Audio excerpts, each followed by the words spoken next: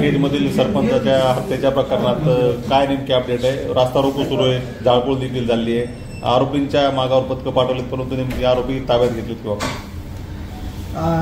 काल दिनांक 9/12 रोजी केज गावचे जे सरपंच आहेत संतोष देशमुख यांच्या अपहरण आणि त्यानंतर त्यांचा खून अशा प्रकारची घटना घडली होती।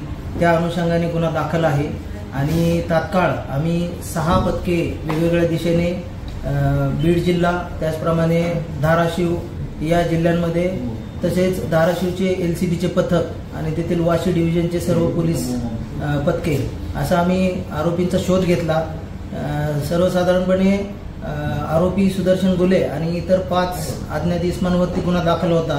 त्यापैकी 2 संशयितांना आम्ही ताब्यात घेतलेला आहे। त्यांची जयराम चाटे आणि महेश केदार हे ते 2 आरोपी आहेत आणि इतर आरोपींच्या शोधासाठी पथके अजूनही रवाना केलेली आहेत। सर, या आरोपीला कुठून अटक केलं? या दोन्ही आरोपींना आपण केजच्या जवळ जे तांबवा गाव आहे त्या तेथील शेत शिवारातून आपण त्यांना ताब्यात घेतलेलं आहे। काल रात्री साधारण म्हणजे आज पहाटे 3 वाजता आपण त्यांना ताब्यात घेतलेलं आहे। सर, प्रथम दर्शनी या खुनामागचं अपहरणामागचं काय कारण समोर आलंय? 2 दिवसापूर्वी त्याच भागातल्या पवनचक्कीच्या एका कंपनीच्या कार्यालयात मारहाणीचा प्रकार घडला होता आणि त्याच्यानंतर हा खून झालाय, त्याचा याच्याशी काही संबंध आहे?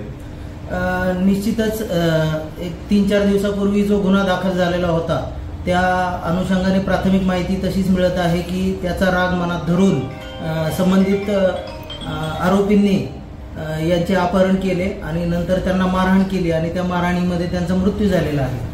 तर ते संबंध त्याचा नक्कीच आहे। मस्साजोगमध्ये रास्ता रोको करण्यात आला, जी लोक जी आहेत ती रस्त्यावरती आलेली आहेत, त्यामुळे काय आवाहन करता तुम्ही तिथल्या नागरिकांना? मस्साजोग रहिवासियांना मी असं आवाहन करीन की आम्ही जीवाचं रान करून आम्ही या आरोपीचा शोध घेत आहोत। पोलीस यंत्रणा कार्यतत्परतेने काम करत आहे, रात्रंदिवस काम करत आहे। तर आम्ही नक्कीच राहिलेल्या उर्वरित आरोपींना देखील पुढील 24 ते 48 तासामध्ये त्यांना नक्कीच अटक करू।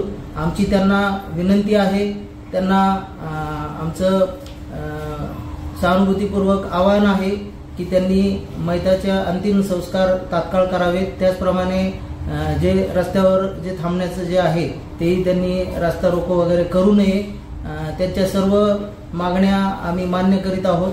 त्याचप्रमाणे त्यांचं जे अधिकाऱ्यांच्या विरोधात त्यांची जी काही मागणी होती की त्यांनी काही कसुरी केलेली आहे सदर गुन्ह्यामध्ये, तर संबंधित अधिकाऱ्यांचे देखील चौकशीचे आदेश देण्यात आलेले आहेत।